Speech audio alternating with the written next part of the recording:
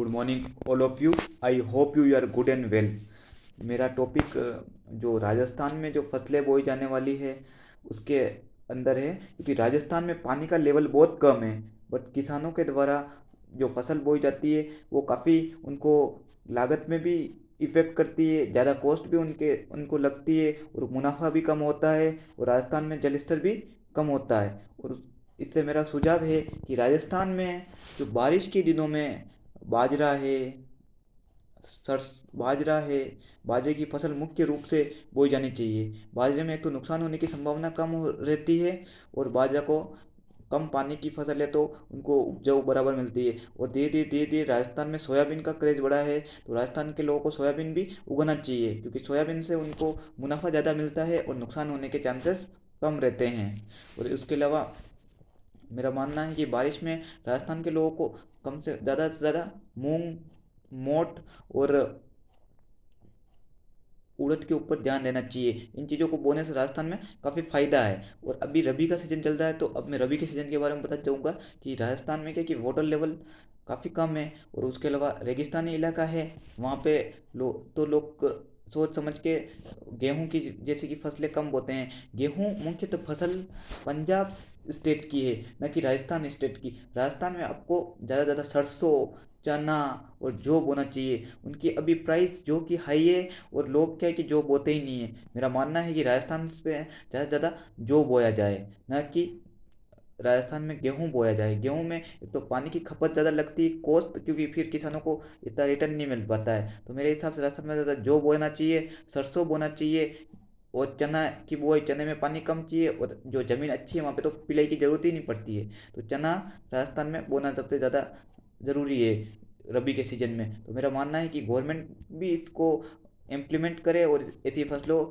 के बारे में लोगों को समझाए कि किस तरह की मृदा में कौन सा फसल अपने को बोनी चाहिए और राजस्थान में कौन सी फसल आपको ज़्यादा बेनिफिशियल है, कौन सी आपको कॉस्ट को इफेक्ट करेगी और किस में आप बचत कर सकते हैं। पैसे की बचत होगी, वाटर की बचत होगी, हार्वेस्टिंग सिस्टम लागू हो जाएगा, तो क्योंकि राजस्थान में वाटर लेवल बना रहेगा और किसानों को नुकसान नहीं होगा। क्योंकि इफेक्ट जो कॉस्ट इफेक्ट आता है, कॉस्ट इफेक्ट में राजस्थान के लोग उससे बच पाएंगे। लोग किसान क्या कि अशिक्षा के कारण और उनकी मृदा जो उपजाऊपन है, क्या क्या बोल सकते हैं, सोयल हेल्थ कार्ड तो सरकार ने एक कागजों में है, बाकी वो मेनली कोई इंस्पेक्शन करने आता नहीं, किसी को पता नहीं। तो राजस्थान की कृषि जो भारत में 70% जो कृषि का ये अनुदान है वो घटता जा रहा है। और मेरे हिसाब से अब मैं टॉपिक पे आऊँगा कि गवर्नमेंट को बजट भी इसी के आधार पर एलोकेशन करना चाहिए, जो गवर्नमेंट नहीं करती है। हाँ, स्टेट की गवर्नमेंट सेंट्रल की गवर्नमेंट से पास होना चाहिए कि इस आधार पे आपको बेस पे बजट बनाना चाहिए। बजट बनता है बट वो बजट इम्प्लीमेंट नहीं होता और इंस्पेक्शन करने कोई ऑफिसर्स वगैरह आते नहीं। और जो किसान मित्र है बेचारा, उनको सैलरी पूरी मिलती नहीं, तो वो काम करते नहीं सही ढंग से, सीधी सच बात।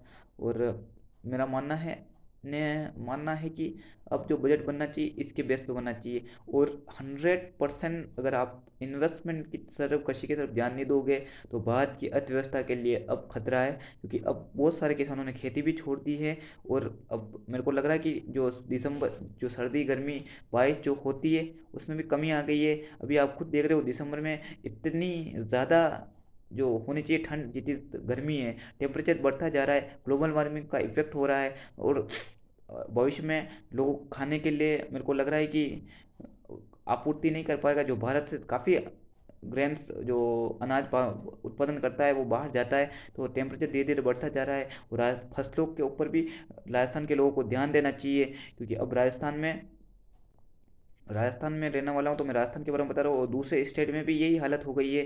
तो मेरा मानना है कि अब अगर सरकार इसमें 100% सब्सिडाइज नहीं करती है जनरल के, और इसमें भी अगर आरक्षण रखती है ST ST को ही 100% सब्सिडाइज दी, क्योंकि ये तो इन्वेस्टमेंट करेंगे नहीं। तो इनको ही अगर आप आगे बढ़ाते रहोगे इस कृषि के फील्ड में और इनसे निवेश नहीं करवाते रहोगे तो ये करेंगे नहीं। आपकी योजना सिर्फ कागजों में है। अभी तक जितना निवेश की स्कीमें बनाई, इतने सारे खेत मेरे को, फील्ड फार्म दिखे मेरे को, सिर्फ बड़े बड़े उद्योगपति के घराने के लोगों ने ही यहाँ पर निवेश किया है। छोटे लघु सीमांत किसान तो उसके पास योजना पहुंची नहीं, और जो पहुंची है उसके पास जो ज़मीन है जनरल कास्ट के पास, और वो योजना जनरल लोग के लिए लागू है ही नहीं। जनरल के लिए तो सिर्फ 20-30% कुछ मिलता है, जनरल को सब्सिडाइज में, तो वो इन्वेस्टमेंट कर ही नहीं पाते, और एग्रीकल्चर धीरे धीरे पिछड़ता जाएगा।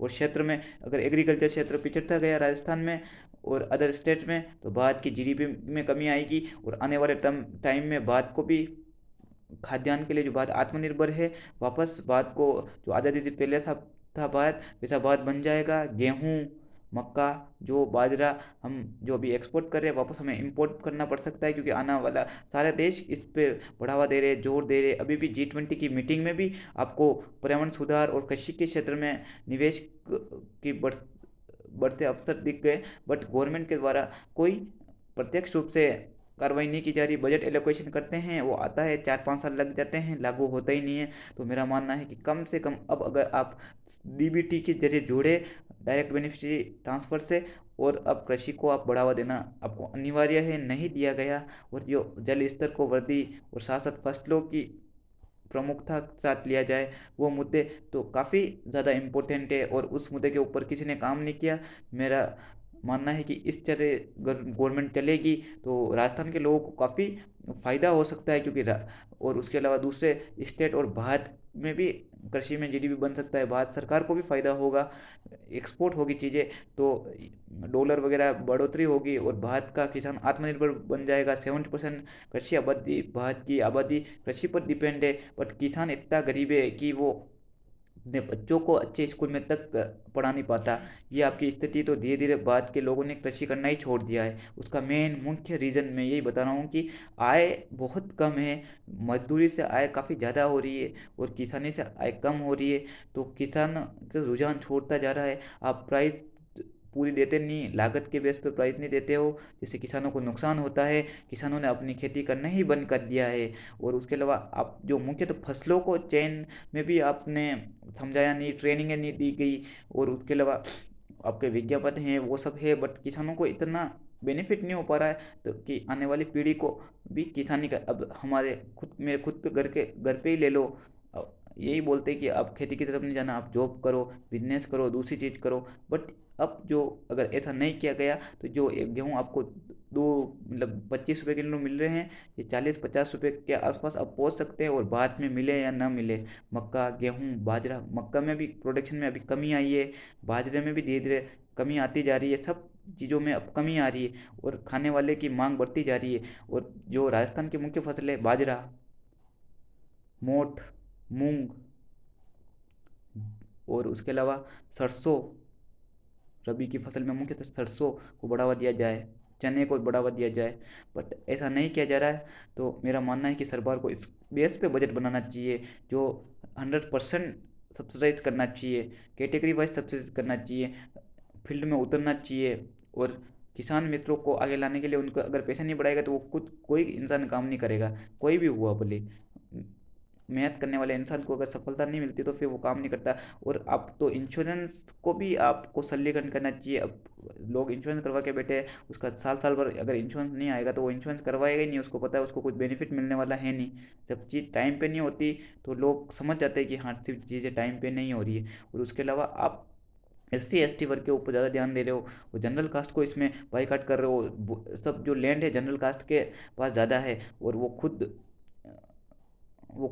खेती करना चाहता है, बट उसको क्या कि जो SC ST को फैसिलिटी मिल रही है एग्रीकल्चर में, अभी जनरल कास्ट को उतनी फैसिलिटी नहीं मिल रही है। कृषि कनेक्शन आप कभी टाइम पे देते नहीं हो, उसको SC ST वर्ग को इसमें भी विजेता पे रखा गया है उसको। और मेरा मानना है कि कृषि कनेक्शन कम से कम अप्लाई करने के 2-3 महीने के अंदर अंदर आ जाना चाहिए किसानों को। वो अगर सिंचाई नहीं कर पाएगा, तो वो खेती स्टार्ट ही नहीं कर पाएगा ना।